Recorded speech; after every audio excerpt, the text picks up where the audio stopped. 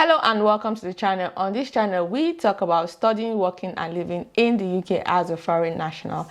If you're enjoying topics like this, join the community by subscribing to this YouTube channel.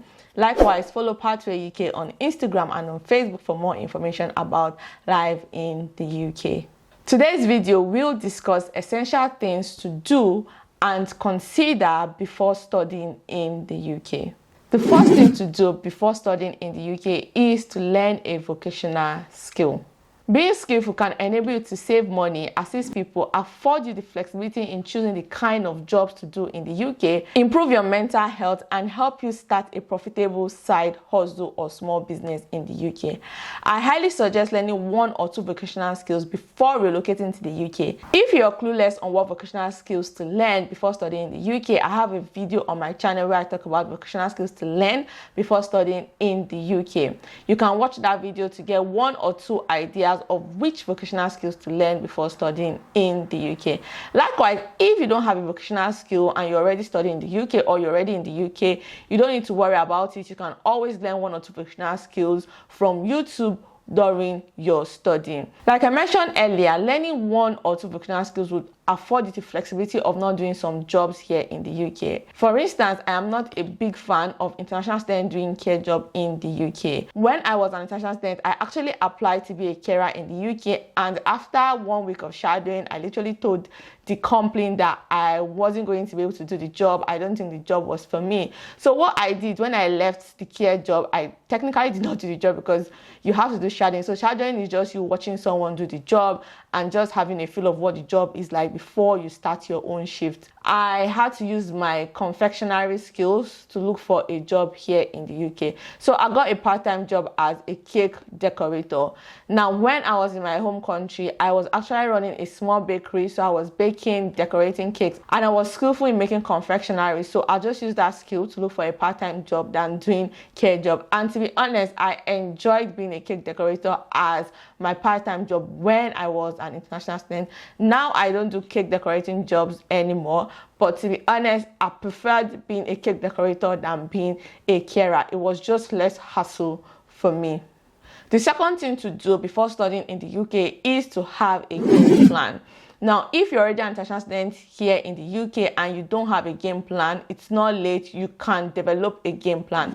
Do your research, Google, watch a lot of YouTube videos, and speak to people to develop a strategy for achieving your objective for studying in the UK. For example, if your main objective for studying here in the UK is to get a job in the UK, transition into a scale-up visa or into a skilled worker visa, and then proceed to getting your indefinite leave to remain and then getting your citizenship, you need to start developing your game plan. To achieve your objective of staying back in the UK after your course of study, you need to know what kind of job you should start applying for that can probably sponsor your work visa. Likewise, you need to stay informed if you want to stay back in the UK. You need to watch a lot of YouTube videos. Why I recommend that you should watch a lot of YouTube videos is that there are a lot of foreign nationals here on YouTube that share their immigration story.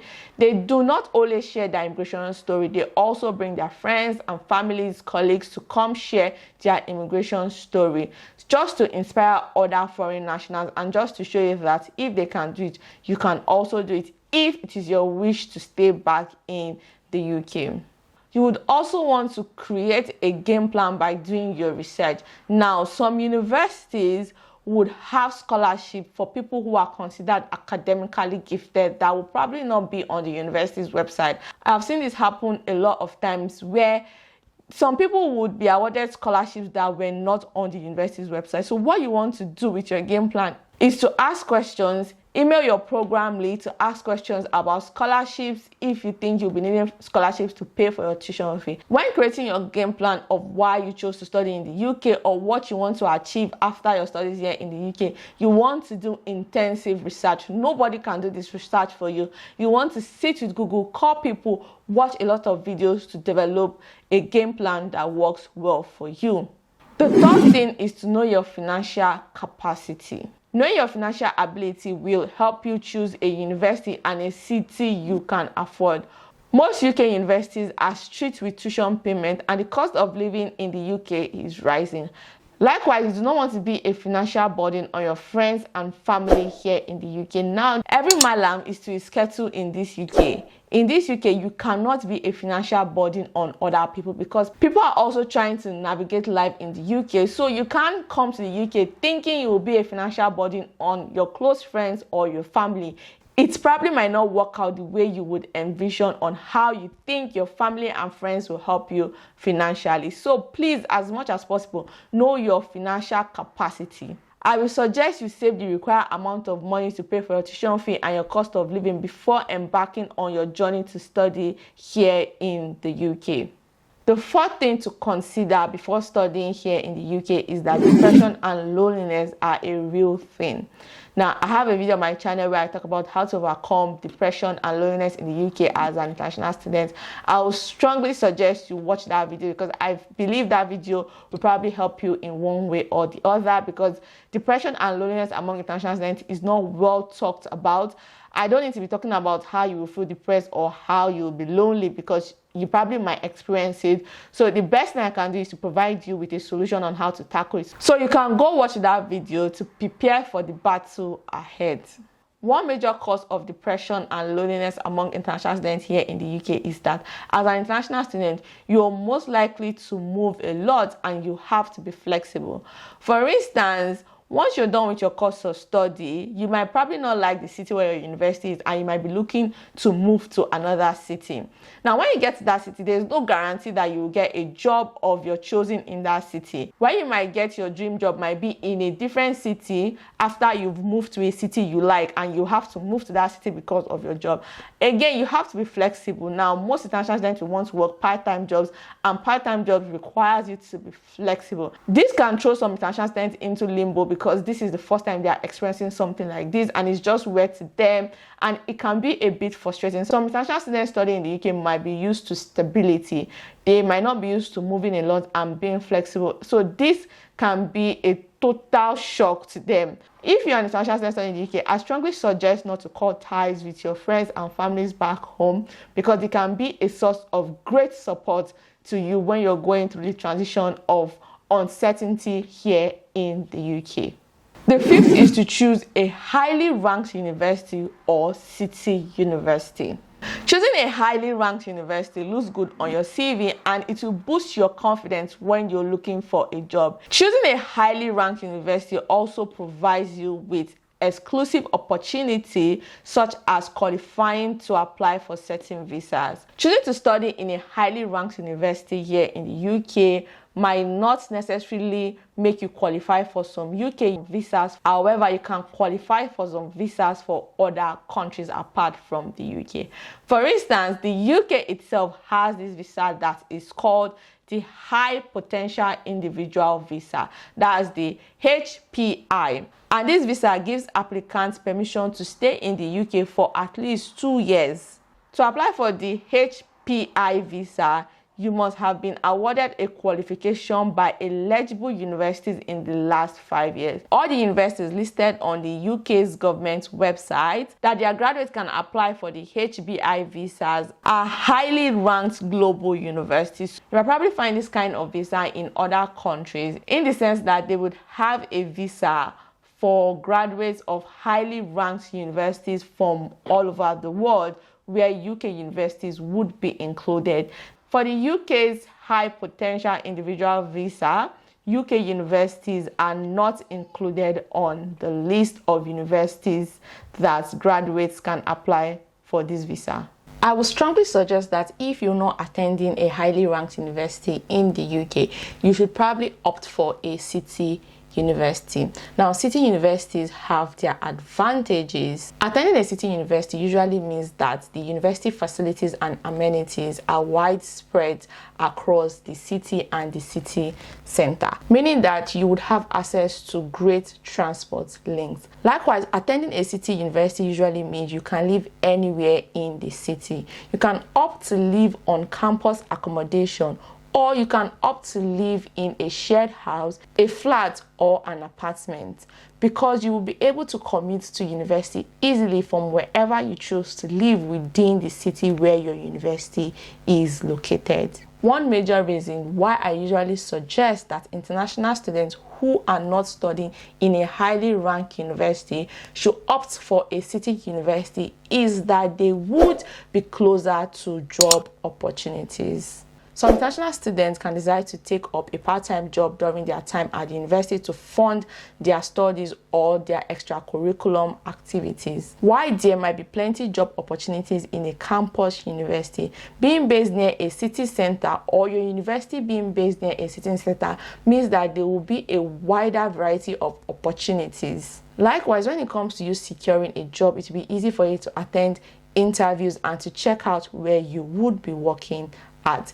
It would also be easy for you to commute from your accommodation to your school and to where your job is. The sixth thing you want to do before choosing to study in the UK is to choose a course of study with high job prospects. Again, I have a video on the channel where I talk about 7 degrees to study in the UK that can probably get you a skilled worker visa. I will suggest you choose a course of study in healthcare, finance, education, engineering, or tech. Why I suggest these 5 fields is that I have noticed that occupations from these 5 fields are always on the shortage of occupation list put together by the UK government. Now, for those of you who don't know, the UK government have a list of shortage of occupation here in the UK. When you apply for a UK skilled worker visa and your job code falls under the shortage of occupation list, you would actually be given a more flexible application criteria. For instance, the UK government might reduce your salary threshold to apply for a skilled worker visa, or they might give you a discount on your health surcharge fee or visa fee. Furthermore, I always suggest you choose a course of study from one of these 5 fields, because when it comes to healthcare, you would always get a job in healthcare. Now, as long as there are human beings living here in the UK, we would always need people to look after our health. So that's why healthcare jobs would always be in vogue. The world is becoming more of a digital world. We will need professionals with tech skills to help us transition into becoming a more digital world. When it comes to engineering, we would always need people to build things for us. That's why engineers will always be in vogue. For education, we always need teachers to teach our children. We would also need lecturers to teach at universities. We would also need people to teach professionals for their professional exams. So education would always be in vogue. As long as the UK has an economy and there's money being spent in the UK, we will need professionals with financial skills. That's why I always recommend that when you want to choose a course of study, you should always go for these 5 fields, because I feel these 5 fields will always remain trendy, would always remain in vogue, and would always need professionals in this field to help out in the society. So if you choose a course from these 5 fields, I bet you'll probably get a job here in the UK once you're done with your course of study. The 7th thing to do before studying in the UK is to secure international professional certifications in your field before studying in the UK. I'm talking about certifications like the ACCA for accountants and the PMP for project managers. Securing international professional certifications in your field before studying in the UK would help you increase your earning potentials when you're in the UK. For example, project managers with the PMP certification have a median salary that is 26% higher than those project managers that do not have the PMP certification.